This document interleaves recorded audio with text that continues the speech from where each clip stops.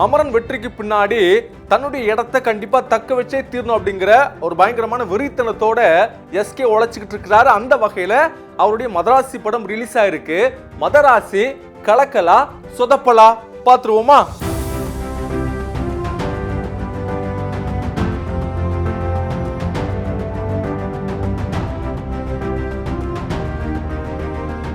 மதராசி படத்துடைய கதையை பத்தி சொல்லணும் அப்படின்னா ரொம்ப சிம்பிள். தமிழ்நாட்டுக்குள்ள இந்த துப்பாக்கி கலாச்சாரத்தை எப்படியாவது கொண்டு வரணும் அப்படின்னு வட இந்தியர்கள சில பேர் நினைக்கிறாங்க. அந்த வகையில நார்த் இந்தியால இருந்து சில கண்டெய்னர்கள்ல துப்பாக்கிகளை கொண்டு வர முயற்சி பண்றாங்க சென்னைக்குள்ள. ஸோ அதை தடுக்கிற விதமா போலீஸ் பயங்கர முயற்சியில் இறங்குறாங்க. ஆனாலும் பாத்தீங்கன்னா தடுக்க முடியாம அந்த 6 கண்டெய்னர்களும் தமிழ்நாட்டுக்குள்ள வந்துருது, குறிப்பா சென்னைக்குள்ள வந்துருது. இப்படி ஒரு பக்கம் கதை போகும்போது இன்னொரு பக்கம் காதல் தோல்வியால ரொம்ப கஷ்டத்துல இருக்கிறாரு எஸ்கே. குறிப்பா நான் தற்கொலை பண்ண போறேன் அப்படிங்கிற ஒரு தீர்க்கமான முடிவோட இருக்கிறாரு.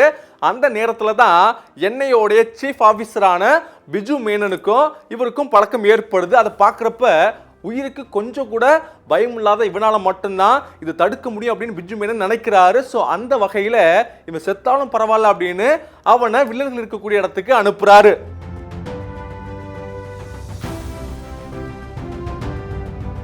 வில்லன்கள் இருக்கக்கூடிய இடத்துக்கே போன எஸ்கே வில்லன்களை பார்த்தாரா, அந்த துப்பாக்கிகளை என்ன பண்ணாரு, அதை அழிச்சிட்டாரா, வில்லனை என்ன பண்ணாரு அப்படிங்கிறது தான் மீதி கதை.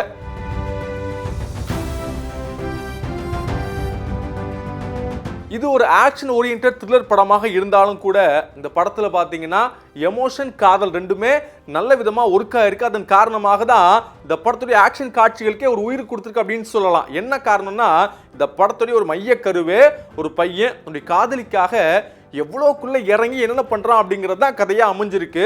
ஸோ ஒருவேளை என்னப்பா இது ஒரு பையன் ஒரு பொண்ணுக்காக இவ்வளோ பண்ணுவானா அப்படிங்கிற சந்தேகம் நமக்கு வந்துட்டா கூட அந்த படத்துக்கு மேலே இருக்கிற நம்பிக்கை நகண்டு போயிடும். ஆனால் அதை கொஞ்சம் கூட மாத்தாம தரமான ஸ்கிரீன் பிளேயோட சூப்பரா ஒர்க் பண்ணியிருக்கிறார் ஏஆர் முருகதாஸ்.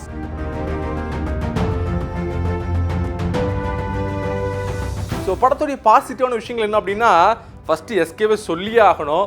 ஆக்ஷன்ல பின்னி படம் எடுத்திருக்காரு அப்படின்னு தான் சொல்லணும். குறிப்பா தனி ஆளாக அந்த படத்தை தன்னுடைய தோளில் சுமந்து சூப்பரான விஷயங்கள்லாம் பண்ணியிருக்கிறாரு.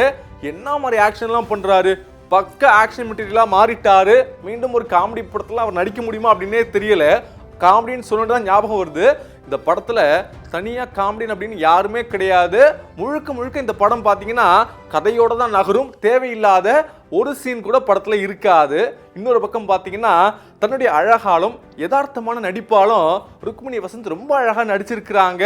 குறிப்பா இந்த பொண்ணுக்காக இவ்வளவு பண்ண முடியுமா அப்படின்னு கேட்கிற சந்தேகத்தை தாண்டி இந்த பொண்ணுக்காக என்ன வேணா பண்ணலாம்ப்பா அப்படிங்கிற ஒரு நம்பிக்கையை கொடுத்துருக்குறாங்க. ஸோ இதை தாண்டி சினிமோட்டோகிராஃபி இந்த படத்துக்கு ஒரு மிகப்பெரிய பலமா வந்து சேர்ந்துருக்கு. சுதீப் தான் இந்த படத்துக்கு சினிமோட்டோகிராஃபரா ஒர்க் பண்ணியிருக்கிறாரு. ஒவ்வொரு ஃப்ரேமும் செதுக்கியிருக்கிறாரு.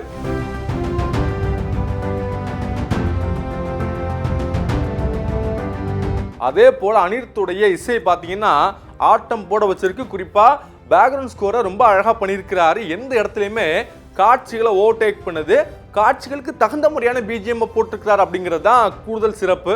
ஸோ எல்லார பற்றியும் பேசினா கூட ஒருத்தரை பற்றி சிறப்பாக பேசியே ஆகணும்.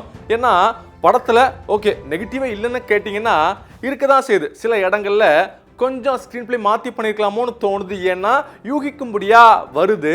ஆனாலும் பார்த்தீங்கன்னா அந்த பரபரப்பான ஸ்க்ரீன் பிளே சில இடத்துல பயங்கரமாக ஒர்க் ஆயிருக்கு. அதன் காரணமாக அந்த மாதிரி பல விஷயங்கள் இருந்தால் கூட அதெல்லாம் நம்மளை மறக்க வச்சிருது. ஸோ எப்பவுமே பார்த்தீங்கன்னா சமூக பேரழிவுகளை பற்றி படங்கள் எடுக்கக்கூடிய ஒரு நபர் தான் ஏஆர் முருகதாஸ் அவர்கள். ஸோ அந்த வகையில் துப்பாக்கி கலாச்சாரத்தை பற்றி ரொம்ப அழகாக எடுத்திருக்கிறாரு. குறிப்பாக நம்ம கூட பார்த்துருப்போம் பல தவறான விஷயங்கள் முன்னாடி எப்படி இருந்துச்சு, இப்போ எவ்வளோ ஈஸியாக புழக்கத்தில் இருக்குது. அதுக்கெல்லாம் காரணம் இந்த மாதிரி சிறிய விதை தான். ஸோ இந்த விதையை முதல்ல அழிக்கணும் அப்படிங்கிற ஒரு பயங்கரமான பார்வையை இந்த படத்தின் மூலமா முன் வச்சிருக்கிறாரு. ஸோ மதராசி படத்தை பார்க்கலாமா வேணாமான்னு கேட்டிங்கன்னா யூஏ கொடுத்துருக்குறாங்க. ஸோ 16 வயசுக்கு மேற்பட்டவங்க கண்டிப்பாக இந்த படத்தை பார்க்கணும். என்ன காரணம்னா படம் ஒரு மேலோட்டமான கதையை தாண்டி இன்டெப்தா பல விஷயங்களை பேசுது. குறிப்பா இந்த துப்பாக்கி கலாச்சாரத்தை பத்தி சொல்லியிருக்கிறாங்க. இன்னொன்று ஒவ்வொருத்தருடைய கேரக்டர் ஆர்க்குமே ரொம்ப அழகாக டிசைன் பண்ணியிருக்கிறாங்க. ஒரு ஹீரோக்கு இருக்கக்கூடிய பிரச்சனையை பத்தி முதல் தடவை பேசியிருக்கிறாங்க. ஸோ இந்த மாதிரி ஒரு ஹீரோ கேரக்டரை அக்செப்ட் பண்றதே பெரிய விஷயம் தான். பட் அதை காட்சி ஆக்குனதை ரொம்ப அழகா பண்ணியிருக்கிறாங்க. எல்லா விஷயத்தையுமே சாட்டிஸ்ஃபை பண்ணுது. என்ன என்டர்டைன்மெண்ட் கொஞ்சம் கம்மி, ஆனா படத்துக்கு போனீங்கன்னா ஃபர்ஸ்ட்ல இருந்து கடைசி வரைக்கும் சீட் நுனியில் பார்க்கக்கூடிய அளவுக்கு ஒரு அழகான ஸ்கிரீன் பிளேயோட பண்ணியிருக்கிறாங்க. ஸோ படத்தை கண்டிப்பா பார்க்கலாம்.